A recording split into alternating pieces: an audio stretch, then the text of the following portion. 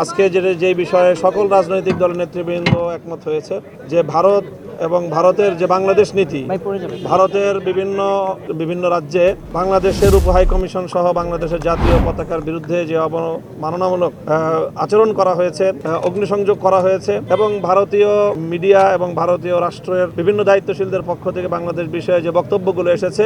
তার তীব্র সমালোচনা এবং নিন্দা জ্ঞাপন করা হয়েছে। সেই সাথে বাংলাদেশের অন্তর্বর্তীকালীন সরকারের ভারতের এই আগ্রাসী মনোভাবের বিরুদ্ধে যে আত্মমর্যাদাপূর্ণ যে সাহসী পদক্ষেপ, সেই সাহসী পদক্ষেপের সাথে সকল রাজনৈতিক দল সংহতি প্রকাশ করেছে এবং তাদেরকে সাহস জুগিয়েছে এবং ভবিষ্যতে যে কোনো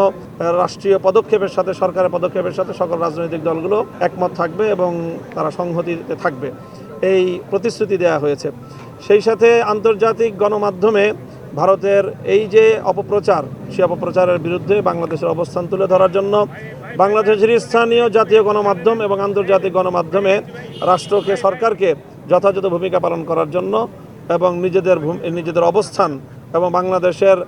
যে অবস্থান সেটা ব্যাখ্যা করার জন্য আহ্বান জানানো হয়েছে এবং অনুরোধ জানানো হয়েছে। সেই সাথে একটি যে কোনো সিম্বলিক ঐক্য প্রকাশ করার জন্য রাষ্ট্রের পক্ষ থেকে যে কোনো একটা উদ্যোগ গ্রহণ করা হবে, এরকম একটি মতামত এসেছে এবং সরকারের পক্ষ থেকে সিদ্ধান্ত জানানো হলে আমরা সকলে ঐক্যবদ্ধভাবে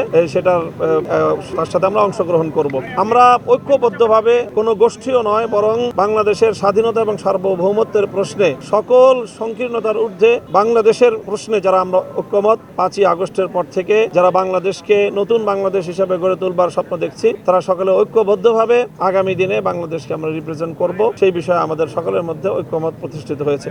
সেই সাথে আমরা বিশেষভাবে যে মতামতটি দিয়েছি সেটি হলো যে আন্তর্জাতিক অঙ্গনে বাংলাদেশের যে সকল মিত্র রাষ্ট্রগুলো রয়েছে, বিশেষ করে ভারতের চারিপার্শ্বে যে সকল রাষ্ট্রগুলো থেকে ভারত তার পররাষ্ট্রনীতির কারণে উৎখাত হয়েছে এবং সেখান থেকে প্রত্যাখ্যাত হয়েছে,